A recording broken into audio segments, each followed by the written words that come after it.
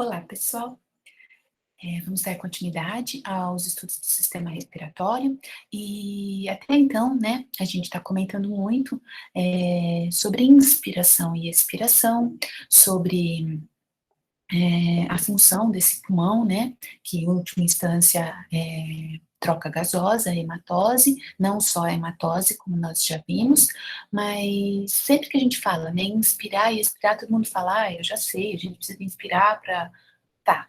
A questão é, será que a gente sabe mesmo que está envolvido nesses processos? E maior parte das vezes a gente só lembra que está respirando quando toca no assunto. Porque como é um processo automático, a gente está fazendo isso e nem lembra que está acontecendo. Só se a gente tem algum problema nesse sistema é que a gente para prestar atenção. E o interessante é que a maior parte das vezes a gente respira da forma errada, tão superficial que não usa toda essa potencialidade desse sistema respiratório. Então, vamos estudar um pouquinho como é que é isso. A inspiração e a expiração, ela envolve trabalho mecânico. Então, são vários grupamentos musculares diferentes. Tem aquela questão da interdependência alveolar, junto com o surfactante pulmonar, que ajuda a manter esses alvéolos distendidos.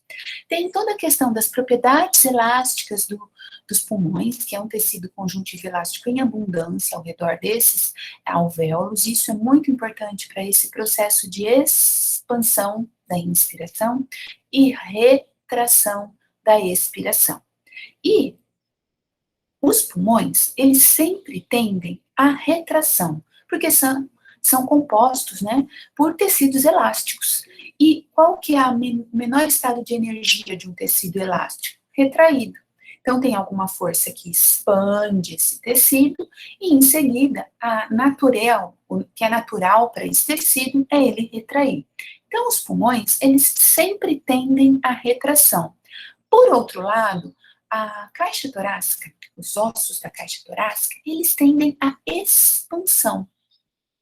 E o que acontece? Um conjunto de forças que vai tender a equilibrar essa retração e essa expansão. E o que é interessante, todas essas questões geram um gradiente de pressão intrapulmonar. E isso é fundamental para o processo de inspiração e expiração. Parecido com o que a gente estudou, na verdade, né? Para o sistema cardiovascular. Eu tenho fluxo de sangue porque eu tenho um gradiente de pressão entre o lado arterial e o lado venoso. Eu tenho um fluxo de ar porque existe um gradiente de pressão criado pelos grupamentos musculares que são ativados na inspiração. Então, vamos lá.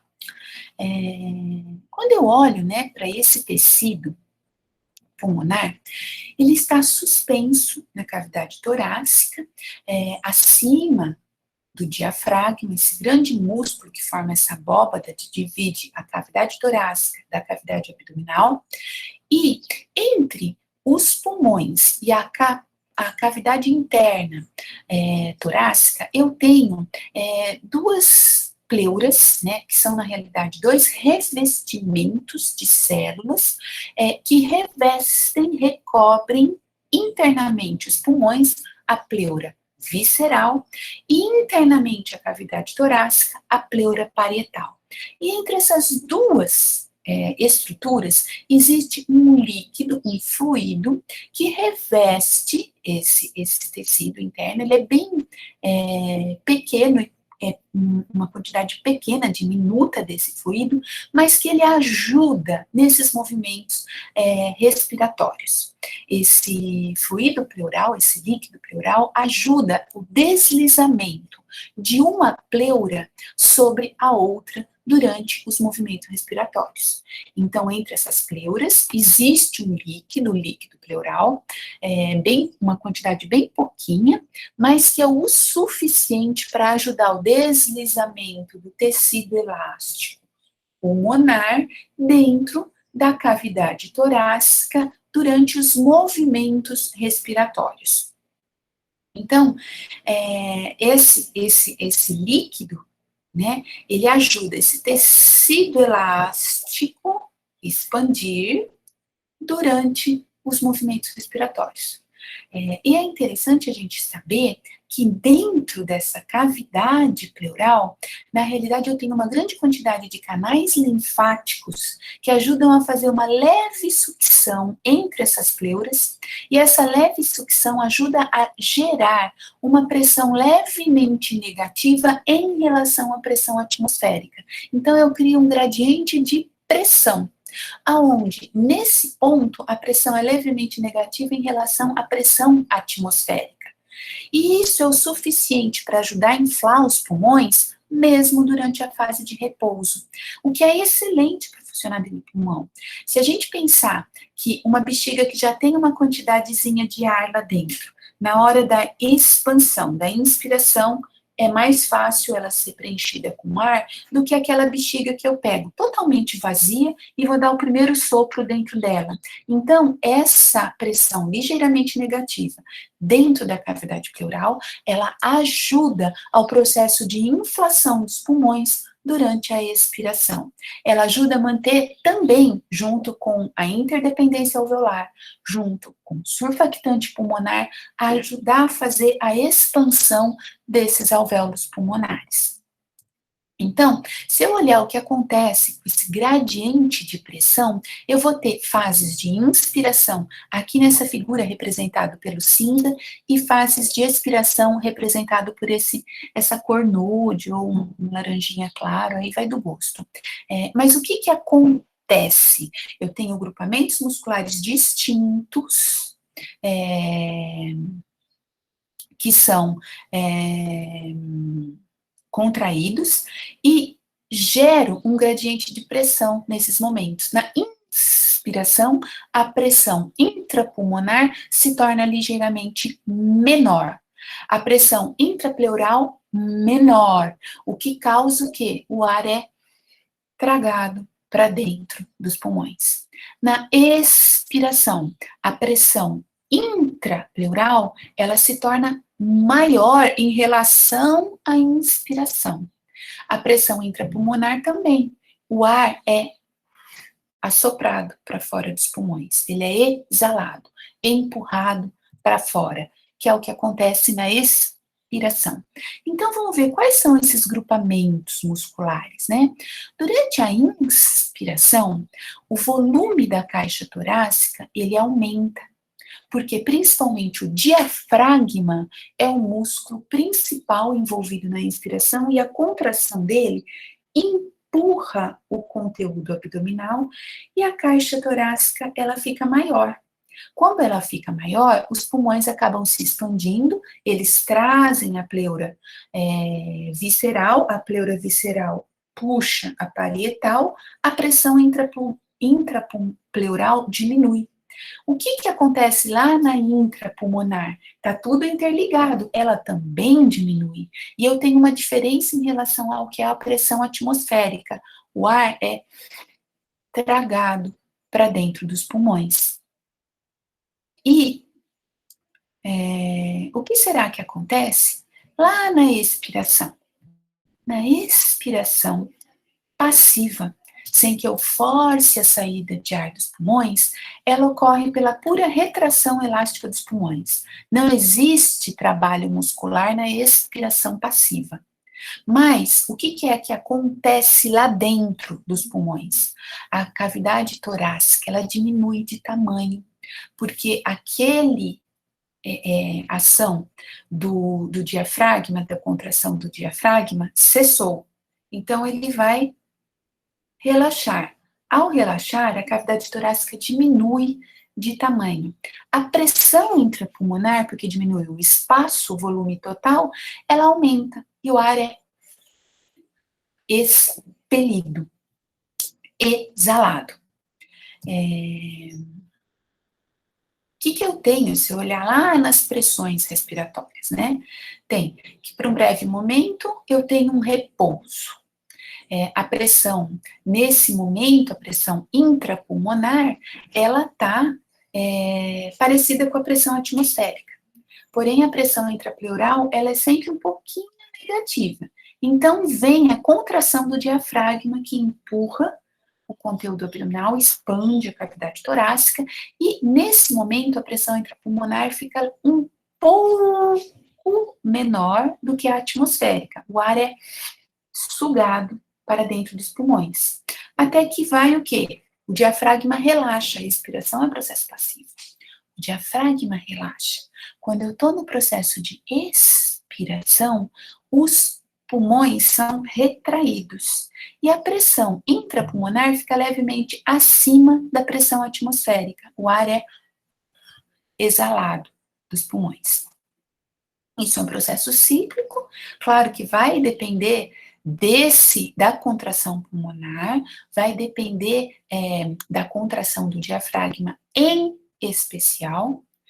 No repouso, quando a gente está lá esquecendo que a gente respira, eu só uso o diafragma e esse processo acontece. Então, eu faço uma ventilação básica, trocando 500 ml de ar. A gente já viu como é que é a ventilação pulmonar, o volume corrente. Agora, eu posso agir sobre esses processos e aumentar esse volume trocado durante a inspiração e a expiração. Conscientemente, eu posso fazer isso. Então, só para a gente ver quais são os grupamentos de músculos envolvidos nesse processo respiratório. A inspiração, ela é um processo ativo, depende em especial da contração da musculatura do diafragma. E eu também posso utilizar na inspiração um pouco mais profunda os intercostais externos que sobem as costelas. E se eu forçar ainda mais a inspiração, eu posso usar aqui a clavícula e a musculatura do pescoço, aumentando ainda mais a cavidade torácica. Por outro lado, a expiração, enquanto ela está uma expiração passiva, enquanto ela está uma expiração no repouso, ela é única e exclusivamente pelo relaxamento dos músculos que foram contraídos. Então, é um processo passivo, sem gasto energético e sem contração muscular. A expiração, ela só se torna um processo ativo quando eu forço a saída de ar dos pulmões. E nesse caso, eu uso os intercostais internos que tracionam as costelas para baixo, então elas diminuem a cavidade torácica, e posso inclusive usar músculos abdominais para fazer uma expiração ativa. Nesse caso, eu aumento a quantidade de ar que sai dos pulmões. Acho que todo mundo já passou, pelo menos uma vez na vida, por um período que teve tosse. O que é a tosse? É uma expiração forçada. Eu forço a saída de ar de dentro dos pulmões. E uso músculos abdominais. Depois que alguém teve, por exemplo, uma crise de tosse, teve algum resfriado, um pouco mais agressivo, e teve crises de tosse, depois ela pode até falar, nossa, parece que eu tô com uma dor na barriga, parece que eu fiz abdominal, porque é uma expiração forçada a tosse. E ela usa, sim, esses grupamentos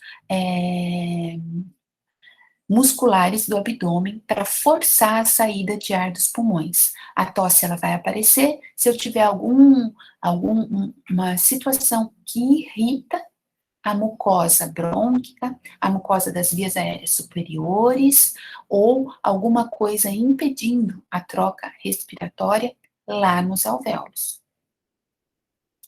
E uma característica, né? O que será que, parecido com o que a gente estudou para o sistema cardiovascular, eu também tenho a relação de que a pressão dentro desses pulmões, ela vai estar relacionada ao débito respiratório, que é a ventilação, a frequência respiratória, o volume de ar que eu troco nessa respiração e a resistência a quem? Ao fluxo de ar dentro desse sistema. Não é diferente do que a gente viu. Aquilo mesmo que a gente estudou para a pressão arterial vale para a pressão pulmonar. E eu tenho uma resistência ao fluxo de ar que é dada, em especial, pelo diâmetro dos bronquíolos, que vai fazer a distribuição de ar dentro dos pulmões. E, principalmente, esse bronquíolo, ele vai receber inervação do sistema nervoso autônomo, e ele é densamente, ele é tecido cartilaginoso e tecido de músculo liso entre esse tecido cartilaginoso que formam os brônquios e os bronquíolos. São os bronquíolos que oferecem a grande resistência ao fluxo de ar. Semelhante ao sistema cardiovascular, eles representariam as arteríolas, o local que vai distribuir o fluxo de ar para os diferentes lobos do pulmão e os diferentes ductos alveolares. E eu tenho broncoconstrição, né? Contração da musculatura lisa que envolve esses bronquíolos pelo ar frio, pela estimulação parasimpática, pela presença de histamina, que é a principal substância liberada principalmente pelos mastócitos, em situações de alergias, e pela presença de gases irritantes ali nos pulmões, ali nos brônquios. Todas essas situações determinam contração da musculatura lisa bronquiolar, da musculatura lisa que envolve os brônquios. E o que determina broncodilatação? Liberação desses brônquios e pode aumentar o fluxo de ar para os alvéolos. Principalmente a estimulação simpática. A estimulação simpática para a musculatura lisa dos brônquios determina broncodilatação. E principalmente a adrenalina. A adrenalina que cai na corrente sanguínea, por exemplo, numa situação de medo, numa situação que a medula da adrenal foi ativada, essa adrenalina, quando chega nos brônquios, ela determina broncodilatação, ela aumenta o fluxo de ar lá para os pulmões. E é basicamente por isso que soluções de adrenalina são utilizadas para tentar reverter, por exemplo, situações de pessoas que são extremamente alérgicas, que tiveram uma liberação exagerada de histamina por algum alérgeno. Eu uso adrenalina, injeto adrenalina e ajudo a abrir os brônquios, e inclusive se a pessoa chegar ao pior, que seria um edema de glote para uma pessoa alérgica, eu também ajudo a abrir ali a glote e fazer fluxo de ar para os pulmões com uma injeção de adrenalina. E muitos dos medicações para quem tem crises de asma, crises de bronquite, elas usam uma estimulação simpática, mimetizam uma estimulação simpática na musculatura lisa dos brônquios para aumentar o fluxo de ar para os pulmões. Não sei se tem alguém aqui que já fez uso, talvez algum dia na infância, de Berotec ou Atrovente. São medicações que ajudam a simular uma estimulação simpática sobre a musculatura lisa dos brônquios, aumentar o diâmetro dos brônquios e fazer fluxo de ar para os alvéolos.